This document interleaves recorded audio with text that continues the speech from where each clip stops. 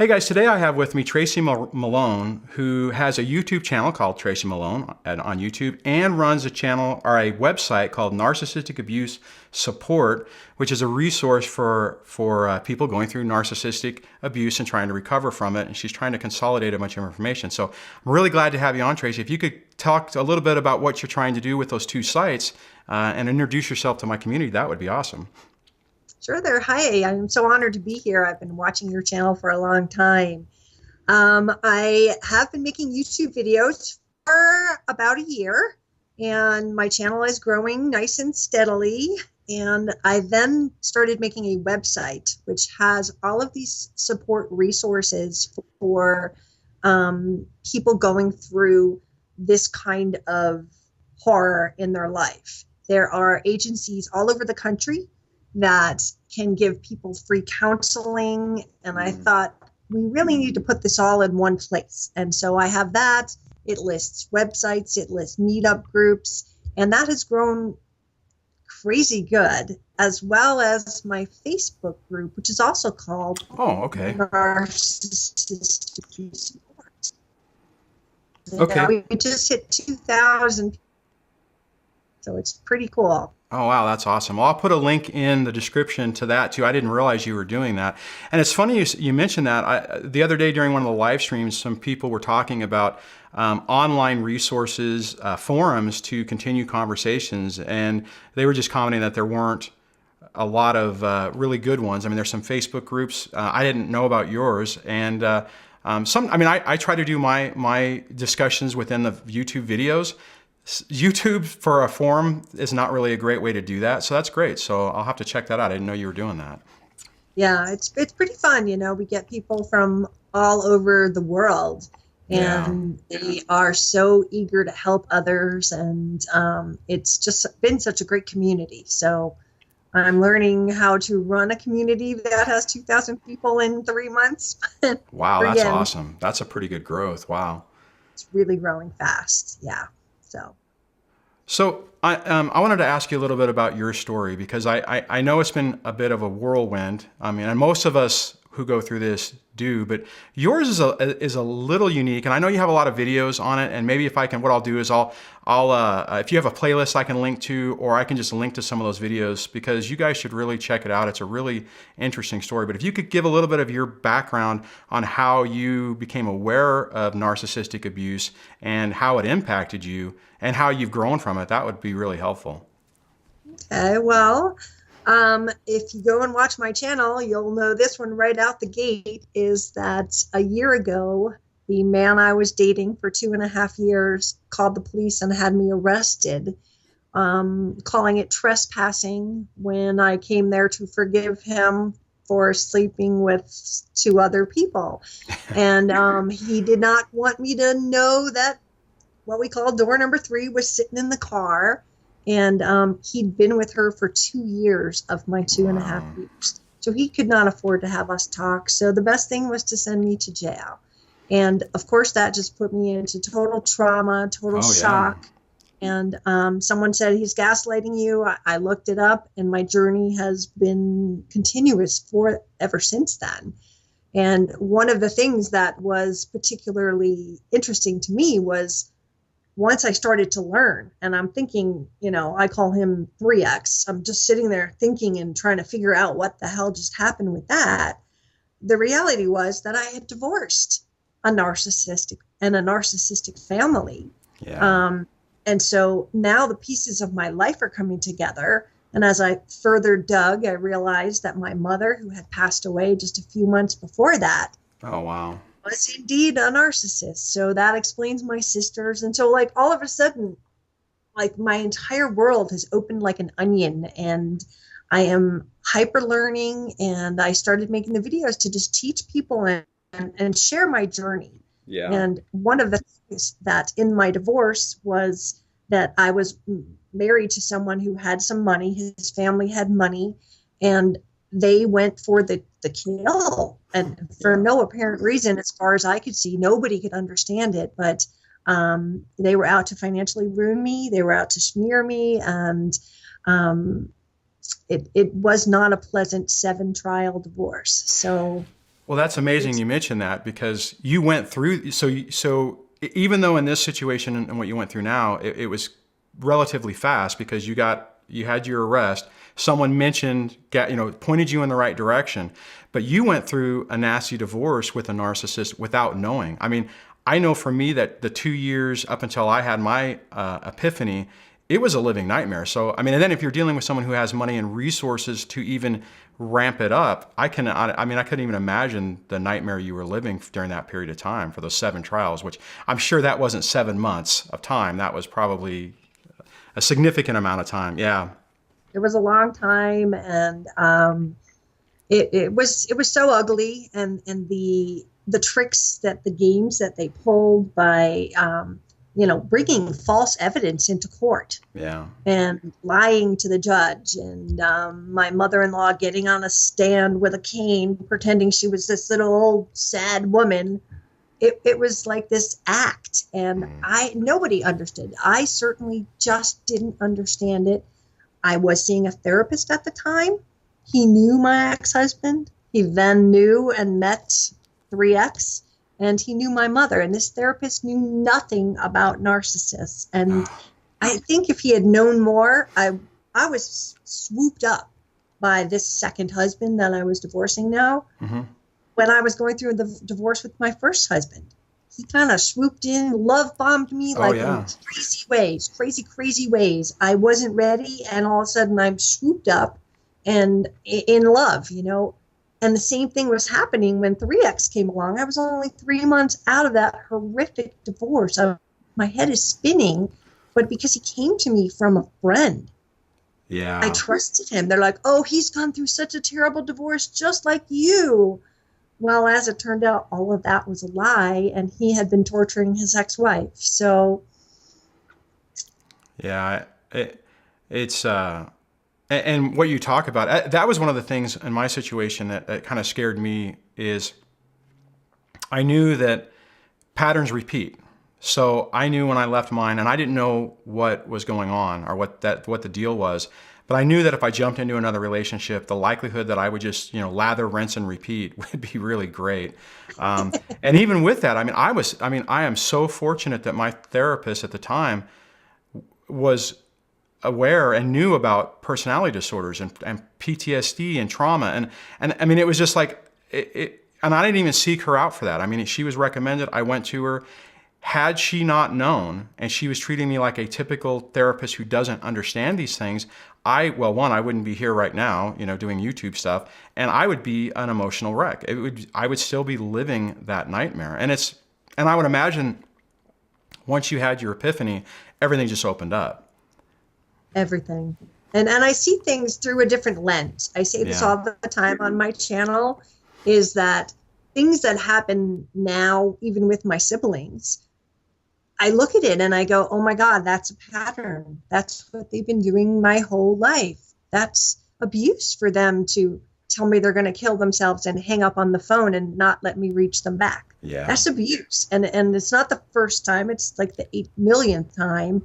And it just puts me all inside, to a crazy level of anxiety and stress. And after the arrest, the day of the arrest, I had gone to my doctor because I was not doing well. Yeah. And it was a homeopathic doctor, and he said my entire adrenal system was in failure from 4 years of being in PTSD and absolutely struggling to try to keep my feet on the ground. Well, so how was your, so you're a year into it, so you're coming up on the anniversary of that epiphany, right? I mean, so how quickly did your recovery go? I mean, that's pretty quick. I mean, to get to where you are today in a year is amazing. So what would you recommend to other people going through that? What could they take from your story, besides going to your channel, which guys, you got to check your channel out, and to help them get through this? I think reading books, education is the key, the absolute key. Watching YouTube community, like on Facebook, getting involved. I went to a support group with a therapist here in Colorado. We had 6 people. It was a 12-week session. Every type of help I could get, I clung to. Yeah. And I started reading the books. And depending on where you are, there are books that are, really going to help you. If you're just in the beginning stages, you want to learn the red flags. You want to go to Psychopath Free. You want to get that information to arm yourself with the verbiage and the tools and their tricks. And then after that, I think the next stage for me was really never stop learning, never stop.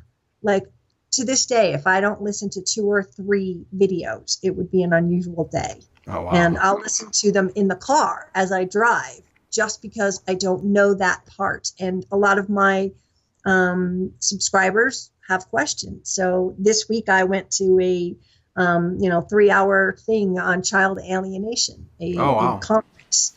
A few weeks ago, I did a 3-hour class with Ross Rosenberg on gaslighting. If you can believe you can talk about gaslighting for 3 hours, he actually did 4. But the more you can learn, the better you are. I did an interview this past week with an author, Shannon Thomas, and she has a book that recently came out, and it is The Stages of Recovery to Emotional Abuse. So that was a good interview. I saw that. Yeah, she's so good, and it really helps you as a victim understand these stages and know that it's okay for where you are, and you're gonna get here, and then this light bulb's gonna go off. So don't think it's gonna happen all at once. Don't think it's going to be, a pill and I'm done. Yeah. And take care of yourself, because if you don't take care of yourself, then everything is going to fall. You're going to react more emotionally when they pull tricks on you. And I think that the key is to really learn how to ground yourself and how to say that right now, right here, I'm okay, and not worry about the fear that's lingering out there, or, doom that can come over you when they're threatening you or things are not going away. Oh, I hear you on that one. And that's their ability to use fear to control our emotions and control our reactions is sad and also incredible. And we need to, and that's an excellent point. You have to be aware of that, because everything that's happened. And another thing I'll just add on that is they not embellish, but they'll take a situation and make it seem more catastrophic. And then in our state, we expand upon that and make it even seem worse, which means we can't think rationally. Our adrenals are just completely toast, and we're not doing ourselves any good. We have to slow down, take a step back, take a breath, and come back at it with a rational mind. Yeah. Yeah, that's pretty crazy. It's really hard to do when people have kids. I know a lot of people who have to co-parent, and I am very blessed that second husband was not a child's father, although it hurt me when he asked for a divorce on the telephone. And from that point forward, him and his mother and his father and his sister, being my son's family, never spoke to him again. Instantaneously. Right. Discard. Boom. I don't care if you're 18. I don't care where we didn't exist. And to a child, that was brain fucking. Oh, yeah. It's just like, what did I do? I don't understand. And because how could somebody who is pretending because it's an illusion, be your family, be able to turn off? Because most people can't do that. If you feel somebody for something, you feel it. If you need to turn it off, I would say in our situations, even when we know we're dealing with basically monsters, we can't turn it off immediately, right? It's just, right. Then if you're dealing with that and someone is able to just completely discard you as if you're a piece of trash, it hurts. Hopefully your son's doing better on that. I'm sure that had to be a very traumatic experience. He was leaving for college, and it was their choice to put him into this very high-end school in Washington, D.C. And they had promised him for 10 years they were going to pay for it. And then they backed out of all of that. So, it put him on he wanted to quit school. It was such a bad thing for him. And thankfully I got him through. Thankfully he did really well. But the important thing for me to realize is that was me wanting him to have them in his life. And now I realize, thank God, that they did do what they did. They went gray rock before I knew what it was. But if they had stayed in there, they would have used it to manipulate and control me even longer, and him as well. So in a way, it was a silent blessing that they went away. That's an excellent point, because I haven't made a video about this, but there's a lot of times when we deal with these people where they do things and it is so painful, but it had to happen to get us to move to the next step. And I hadn't thought about that. I mean, I thought about it at the time. Every time I needed to make a decision and I would feel unsure of what I was doing, something would happen to remind me, oh yeah, I'm on the right path. But it is a kind of, I mean, it's a painful, it's not a fun process, but yeah.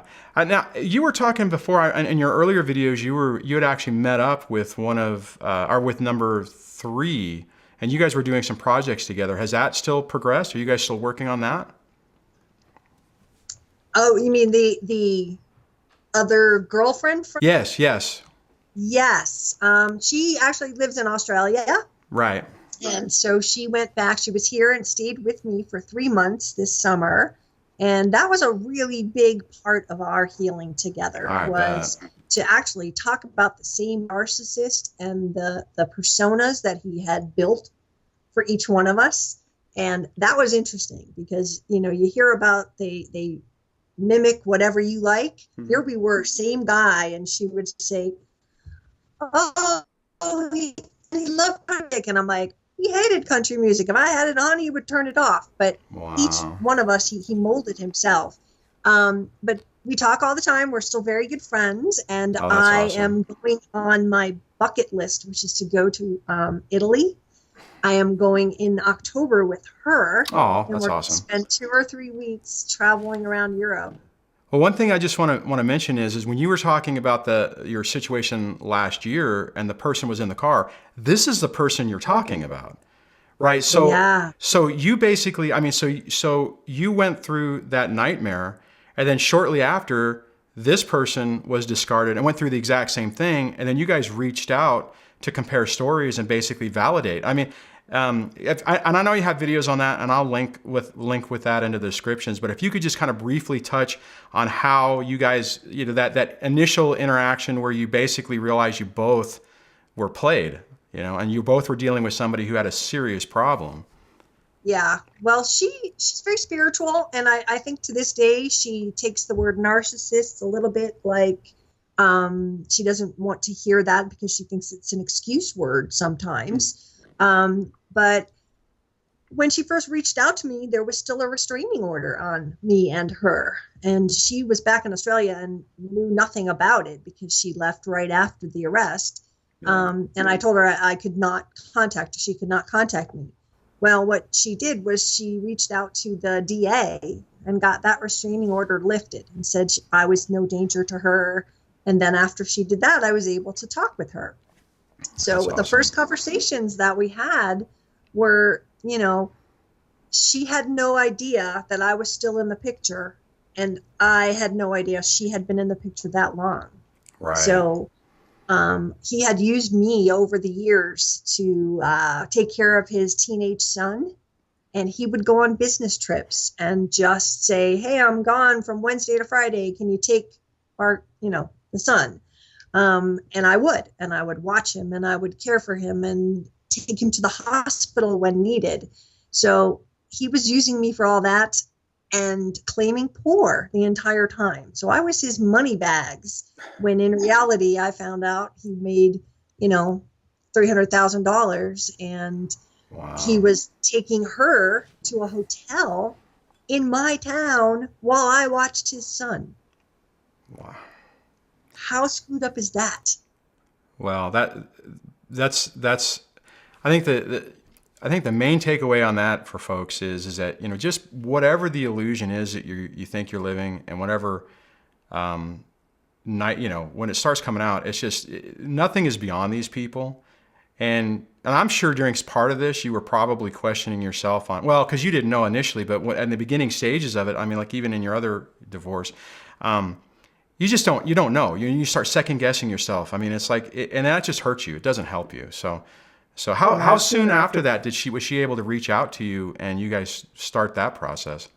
She got the restraining order lifted within 2 weeks. Oh, okay. She just did it by email, and then my lawyer presented me with a letter and said I could talk to her, and we scheduled a Skype, and wow. The truth just all came out, and we would laugh and giggle, and he had made her for the third time. She was coming back here to Colorado from Australia, and that last summer she was going to do a workshop, and she had like 30 people coming to it.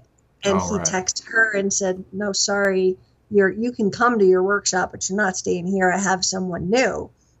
And so, we were then talking on the phone, and I'm like, well, why don't you just stay here? And I had never met her until my birthday at the airport. Wow. And we became sisters instantly. We'd stay up till 4 a.m. chatting and talking. We have the same wine glasses. We have the same furniture. She came here. I have a hot tub. We went out. We had the same bathing suit on. Isn't that creepy?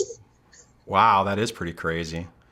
That's amazing. I mean, but we were both strong, and I think had things that he wanted. That's really the thing, is to understand. You guys were good targets. We were great targets, but people have to understand and come to grips, I think, in the healing process with what it was that you were a supply of. For me, I was that guy's babysitter.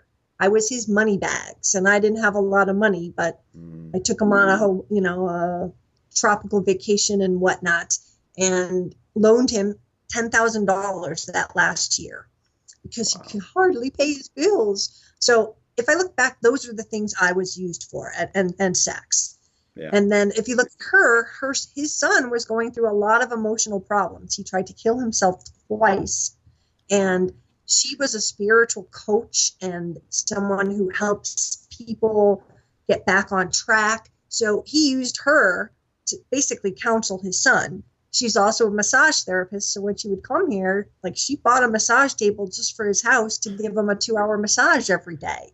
So, I mean, he was getting it from all over the place. The third one that we know about, she was a mediator. And of course, he's got all this legal crap. So why not hook up with a mediator? Whenever he needed services, he just saw who he could sleep with that would give him those things. So in understanding what you were, what kind of supply you were, even if it's cover, you were the family cover for them. Yeah, that's a good point. Yeah, I hadn't thought about that. I mean, for the folks on my channel that are dealing with kids, typically it's money, right? The supply was money and stability, and then they continue to get that afterwards. So, but you guys should definitely check out the videos, series that she did with her, and I can't remember her name right now off the top of my head. Liza. And because it's a really amazing story, and to see them interact, you guys should check it out. So I'll leave links in the description on that. Obviously, when they go to your channel, they'll be able to find that as well. So, but Tracy, thank you for taking the time to come and talk to us here on my channel. I really appreciate it. You have a lot of great insights. You're doing a lot of great stuff for the community. I really hope that folks will take the time to check out your channel, your website, and your Facebook page. And I have to check out your Facebook page. I didn't realize that. So is there anything else you want to say before we go? No, I really appreciate being here with you, and thank you for taking this time on a Saturday morning.